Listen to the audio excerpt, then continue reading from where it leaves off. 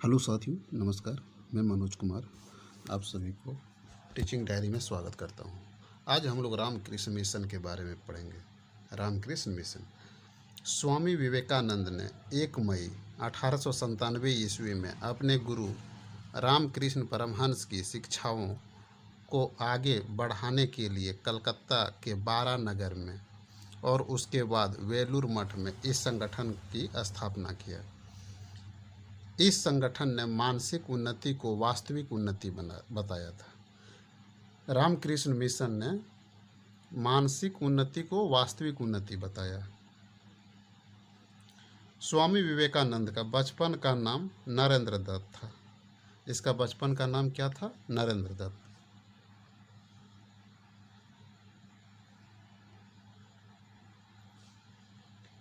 इसका जन्म 12 फरवरी 1863 ईस्वी को कलकत्ता में हुआ था। 1880 ईस्वी में रामकृष्ण परमहंस से प्रथम भेंट हुई।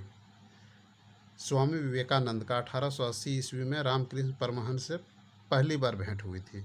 उसके बाद वे उनके शिष्य बन गए। 1891 ईस्वी में रियासत राजस्थान के राजा कुंवर सिंह के परामर्श से इसने अपना नाम स्वामी विवेकानंद रखा।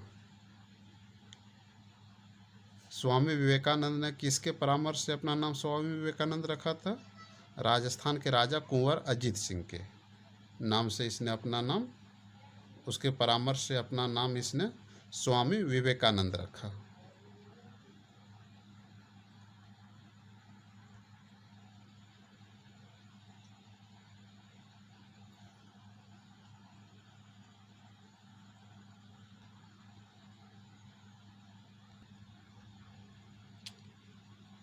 कुंवर अजीत सिंह की आर्थिक सहायता से 1893 ईस्वी में स्वामी विवेकानंद शिकागो अमेरिका चले गए थे, जहां प्रथम विश्व धर्म सम्मेलन में हिंदू यानी कि सनातन धर्म का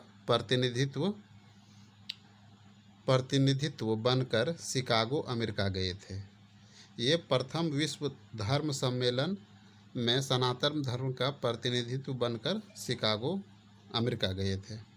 इसके भाषण को वहाँ के समाचार पत्र न्यूयॉर्क हेराल्ड के द्वारा प्रकाशित किया गया था।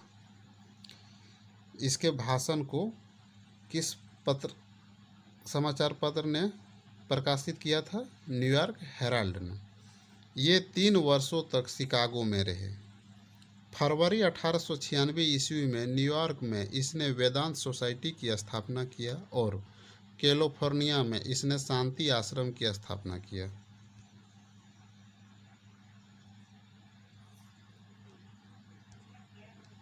इसके बाद ये इंग्लैंड, फ्रांस, जर्मनी और स्विट्जरलैंड की यात्रा किया।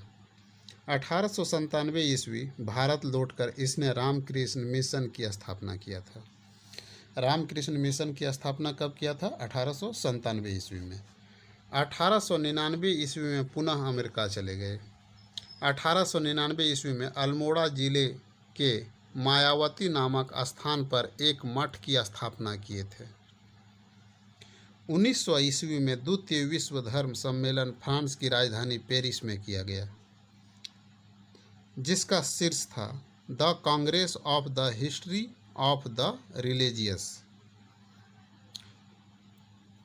दूसरा विश्व धर्म का आयोजन फ्रांस की राजधानी पेरिस में किया गया था, जिसका शीर्ष था Congress of the history of the religious. इसके बाद ये भारत लौट आए। इसे नव हिंदूवाद जागरण का प्रवर्तक भी माना जाता है। नव हिंदूवाद जागरण का प्रवर्तक किसे माना जाता है? स्वामी विवेकानंद को।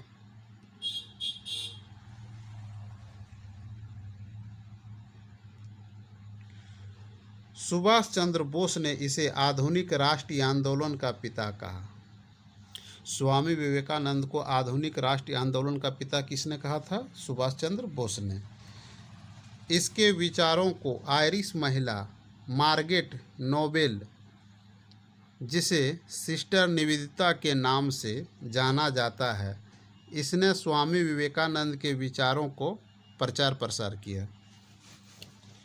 स्वामी विवेकानंद मूर्ति पूजा और बहुदेववाद का पक्के समर्थक थे, क्योंकि इसका मानना था कि ईश्वर साकार एवं निराकार दोनों रूप में हो सकते हैं।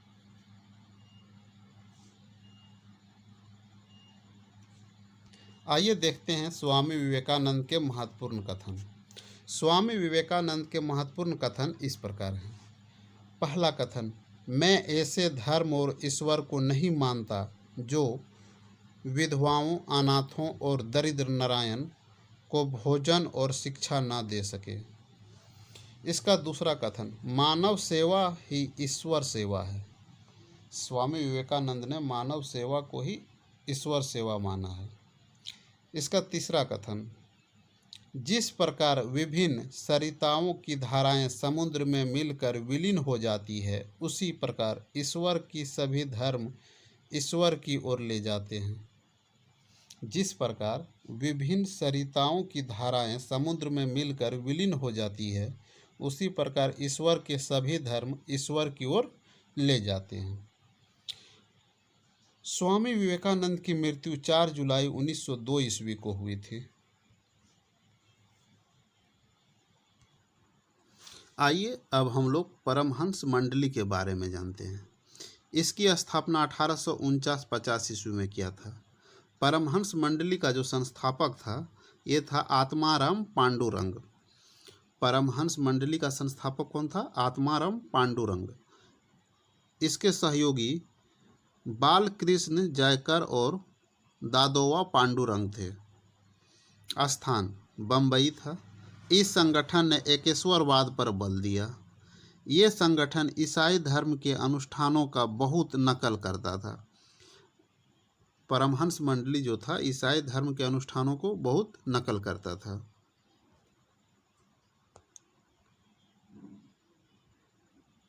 आइए अब हम लोग महाराष्ट्र में समाज सुधार आंदोलन के बारे में जानते हैं। महाराष्ट्र में समाज सुधार आंदोलन का श्रेय गोपाल हरि देशमुख को जाता है। इन्हें लोकहितवादी के नाम से जाना जाता है। इसने 1848 ईस्वी में प्रभाकर नामक साप्ताहिक समाचार पत्र का प्रकाशन किया था। इसने राजनीतिक समस्याओं पर लिखे गए लेख को शतपत्रे कहा। इनके राजनीतिक समस्याओं पर लिखे गए लेख को शतपत्रे कहा गया है। इसने गीता तत्व और सुभाषित का भी प्रकाशन किया। गीता तत्व और सुभाषित का प्रकाशन किसने किया था? गोपाल हरि देशमुख ने। इसने जाति भेद नामक एक पुस्तक भी लिखा था। जाति भेद नामक पुस्तक किसने लिखा था? गोपाल हरि देशमुख ने। आइए अब हम लोग थियोसोफिकल सोसाइटी के बारे में जानते हैं। थियोसोफिकल सोसाइटी जो है, अंतर्राष्ट्रीय स्तर पर इसकी स्थापना न्यूयॉर्क में 1875 ईस्वी में हुई थी। इसके संस्थापक हेनरी ब्लास्की रूसी था और कर्नल अल्ककार्ट अमेरिकी था। और राष्ट्रीय स्तर पर इसकी स्थापना जो होता है, ये आगियार मद्रास में होता है। इसका संस्थापक एनी बेसेंट था।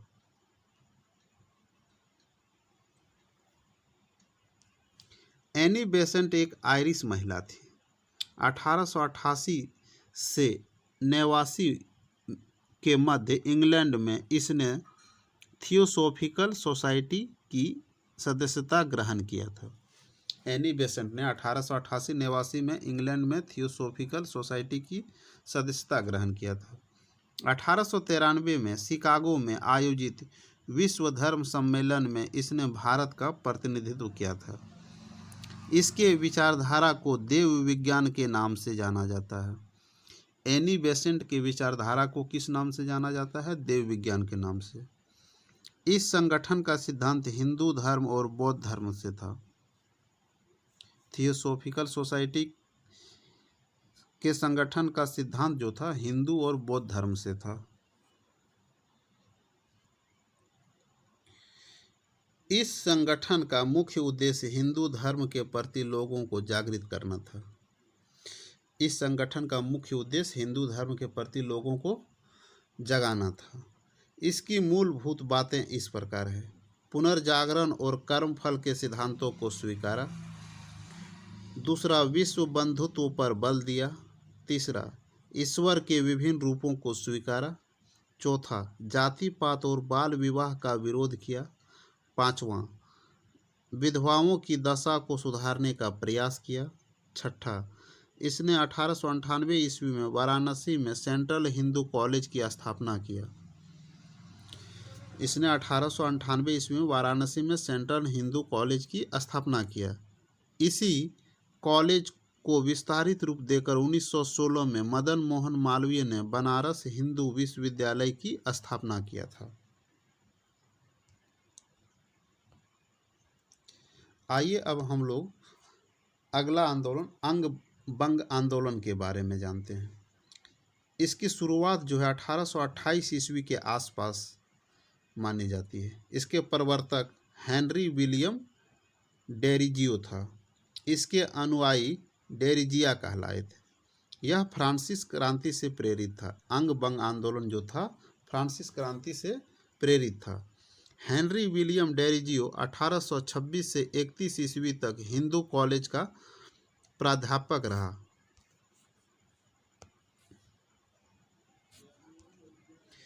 ये स्वतंत्रता, समानता और बंधुत्व की भावना से प्रेरित था। इसने प्रेस की स्वतंत्रता, जमींदारों को विशेषाधिकार की समाप्ति, उच्च सेवाओं में भारतीयों की नियुक्ति आदि की मांग किया। एस.एन. बनर्जी ने इसे बंगाल में आधुनिक सभ्यता का अग्रदूत और अपनी जाति के पिता के रूप में स्वीकारा। सुरेंद्रनाथ बनर्जी ने इसे बंगाल में आधुनिक सभ्यता के अग्रदूत और अपनी जाति के पिता के रूप में स्वीकारा। इसने बंगाल में काली देवी की आलोचना करते हुए उनको मैडम कहकर संबोधित किया, जिसके वजह से कट्टर हिंदुओं की भावना आहत हुई और इसके विचारधारा का विरोध किया।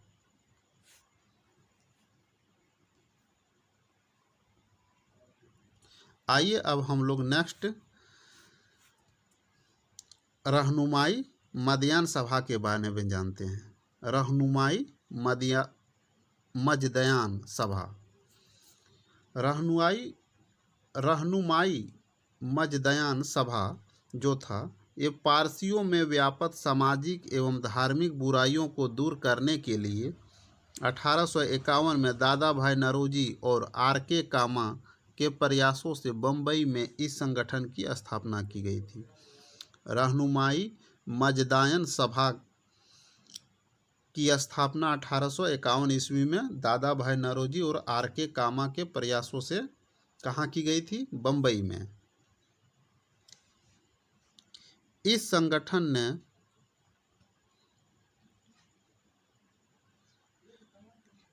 स्त्रियों की दशा में सुधार, पर्दा प्रथा की समाप्ति और विवाह की आयु बढ़ाने पर बल दिया।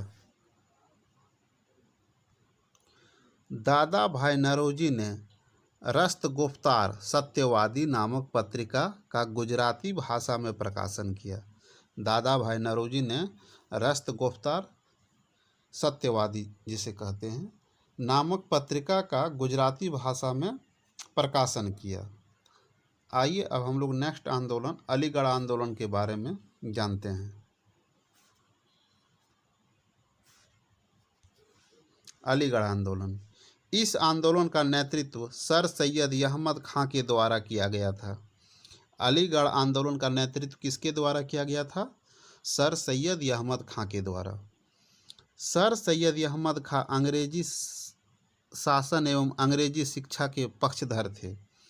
1839 ईस्वी में ये अंग्रेजी शासन के तहत आगरा में एक क्लर्क के तौर पर अपनी सेवाएं प्रारंभ किया। 1857 के विद्रोह के समय ये बिजनौर में थे और अंग्रेजों को सपोर्ट कर रहे थे।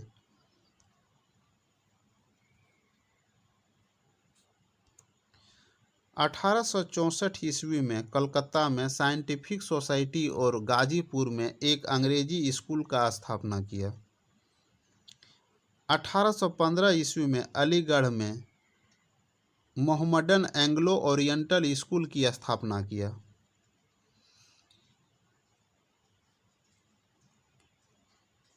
1875 ईस्वी में अलीगढ़ में मोहम्मडन एंग्लो ओरिएंटल स्कूल की स्थापना किसने किया था? सर सैयद अहमद खान ने। 1878 ईस्वी में ये स्कूल जो था ये कॉलेज में बदल गया और 1920 में यह अलीगढ़ मुस्लिम विश्वविद्यालय में परिवर्तित हो गया। अलीगढ़ मुस्लिम विश्वविद्यालय जो था ये मोहम्मडन एंग्लो ओरिएंटल स्कूल को ही बदलकर बनाया गया था। 1888 में यूनाइटेड इंडियन पैट्रियाटिक एसोसिएशन की स्थापना किए थे। इसकी स्थापना कांग्रेस के विरोध में किया गया था। यूनाइटेड इंडियन पैट्रियाटिक एसोसिएशन की स्थापना कब किए गए थे? 1888 ईस्वी में।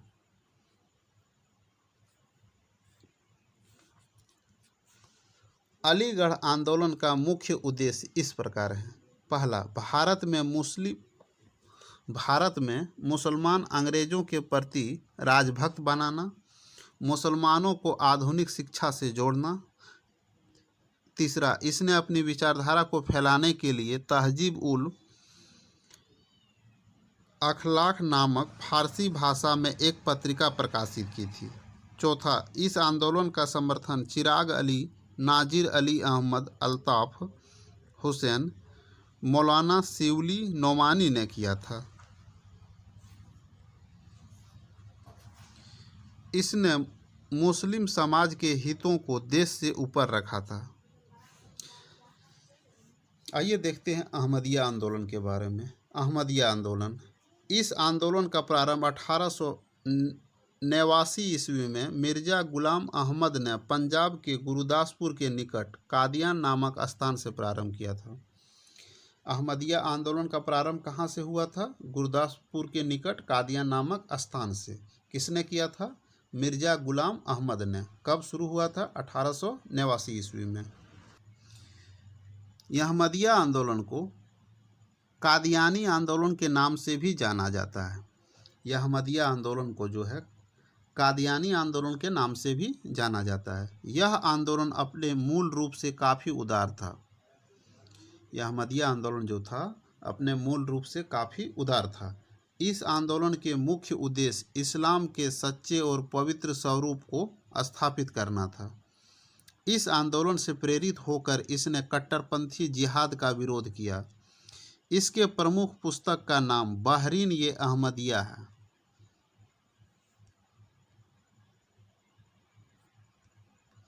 इसने स्वयं को मोहम्मद साहब के समान पैगंबर मानने लगे थे। इसने 1904 में कृष्ण के अवतार भी घोषित किया। आइए अब हम लोग देवबंद आंदोलन के बारे में जानते हैं। इस आंदोलन का प्रारंभ 1866 ईस्वी में देवबंद, सहारनपुर से मोहम्मद कासिम नानोतवी और रशीद अहमद गंगोही के द्वारा किया गया था। यह आंदोलन अलीगढ़ आंदोलन के ठीक विपरीत था। इस आंदोलन का मुख्य उद्देश्य प्राचीन मुस्लिम शिक्षा को उसके शुद्धतम रूप में स्थापित करना था। इस आंदोलन ने कुरान और हदीस की शिक्षाओं को फैलाया था। इस आंदोलन ने कांग्रेस की स्थापना का भी समर्थन किया था।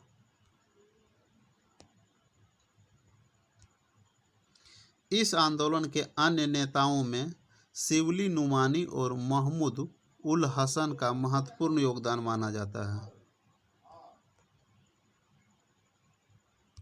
आइए देखते हैं अन्य संगठन के बारे में। धर्म सभा,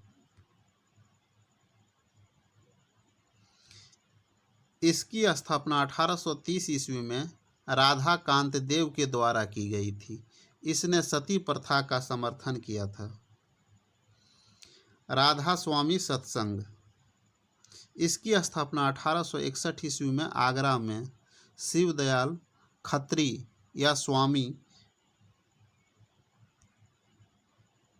जी के द्वारा की गई थी। देव समाज, देव समाज की स्थापना 1887 ईस्वी में लाहौर में शिव नारायण अग्निहोत्री के द्वारा की गई थी।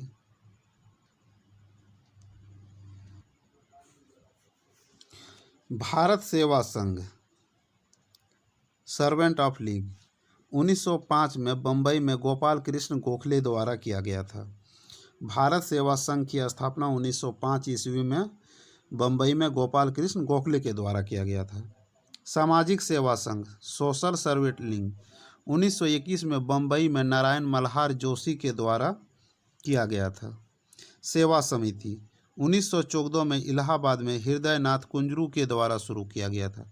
सेवा समिति का 1914 में इलाहाबाद में हृदयनाथ कुंजरू के द्वारा शुरू किया गया था। सेवा सदन, 1885 ईस्वी में बंबई में VM मालावरी के द्वारा शुरू किया गया था। शारदा सदन, 1889 ईस्वी में बंबई में पंडित रामाबाई द्वारा शुरू किया गया था। 1890 में इसे पुनः स्थानांतरित कर दिया। यहाँ विधवाओं को आश्रय दिया जाता था। आइए अब देखते हैं अंग्रेजों द्वारा निर्मित कानून को। सती प्रथा, विलियम बेंटिंग के शासनकाल में 1929 ईस्वी के नियम 17 के तहत महिलाओं के सती होने पर प्रतिबंध लगा दिया गया। इसमें राजा राम मोहन राय का महत्वपूर्ण योगदान रहा। प्रारंभ में यह आंदोलन बंगाल के क्षेत्र में लागू था, लेकिन बाद के कालों में यह बंबई और मद्रास के क्षेत्रों में किया गया।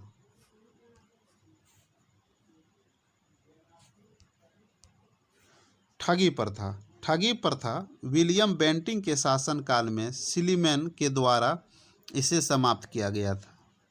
शिशुवध, जॉन शोर ने 1795 ईस्वी में बंगाल के नियम 21 और वेलेजली ने 1802 की धारा 6 के तहत शिशुवध को अवैध घोषित किया गया। नरबलि प्रथा, लॉर्ड हार्डिंग के शासनकाल में कैंपवेल द्वारा 1844-45 में इस प्रथा को समाप्त किया। दास प्रथा, एलन बरो ने 1843 के नियम 5 के तहत इसे समाप्त किया। विधवा पुनर्विवाह अधिनियम, 1856 ईस्वी के अधिनियम की धारा 15 के तहत लॉर्ड कैनिंग के शासनकाल में विधवाओं को पुनर्विवाह का अधिकार प्रदान किया। ये अधिकार ईश्वर चंद्र विद्यासागर के सहयोग से पारित हुआ। अंतर्विवाह, 1872 ईस्वी में नॉर्थ ब्रुक के समय में केशव चंद्र सेन के प्रयासों से यह अधिनियम पारित हुआ। नेटिव मैरिज एक्ट, इसके तहत बाल विवाह एवं बहु विवाह को रोकने का प्रयास किया गया। इसके तहत विवाह के लिए लड़कों की आयु 18 वर्ष एवं लड़कियों की आयु 14 वर्ष किया गया।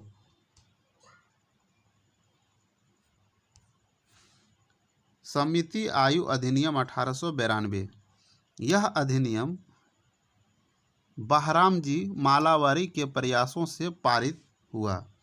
इसके तहत लड़कियों की विवाह की आयु 12 वर्ष कर दी गई। बाल गंगाधर तिलक ने इसका विरोध किया था। शारदा अधिनियम 1929, यह अधिनियम डॉक्टर हरविलास शारदा के प्रयासों से पारित हुआ। इसके तहत एक बार दोबारा लड़कियों की आयु 14 वर्ष और लड़कों की आयु 18 वर्ष विवाह के लिए कर दिया गया। भारत में सामाजिक तथा धर्म सुधार आंदोलन का टॉपिक समाप्त होता है।